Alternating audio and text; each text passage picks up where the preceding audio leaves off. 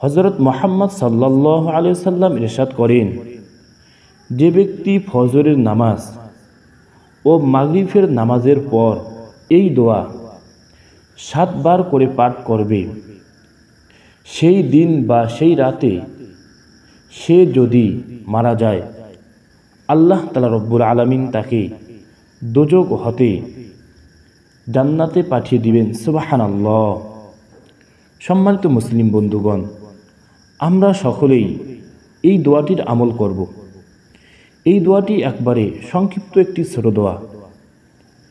এই দোয়া অনেক গুরুত্বপূর্ণ দোয়া। এই দোয়াটি অনেক বরকতপূর্ণ দোয়া। এই দোয়াটি অনেক ফজিলতপূর্ণ দোয়া।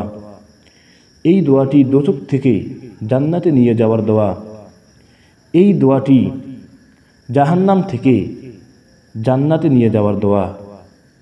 এই দোয়াটি দোজখ থেকে মাফ পাওয়ার দোয়া। আমরা সকলেই এই দোয়ার আমল করব। আমাদের আশেপাশে ভাই বোনদেরকেও আমরা এই দোয়ার আমলের কথা বলবো। এই দোয়াটি হলো, আল্লাহুম্মা আজিরিনি মিনান নার। আপনারাও আমার সঙ্গে বলুন, আল্লাহুম্মা আজিরিনি মিনান নার। আমরা সকলেই এই দোয়ার আমল করব। আল্লাহ তাআলা রব্বুল আলামিন এই দোয়ার আমল করার তৌফিক দান করুক। আল্লাহ যেন এই দোয়ার কারণে আমাদেরকে জাহান্নাম থেকে জান্নাতে পাঠিয়ে দেন। এই দোয়ার বরকতে আমাদেরকে যেন জাহান্নাম থেকে মুক্তি দান করেন। আল্লাহ যেন আমাদেরকে এই দোয়ার বরকতে জাহান্নামের আযাব থেকে আমাদেরকে মাফ করেন।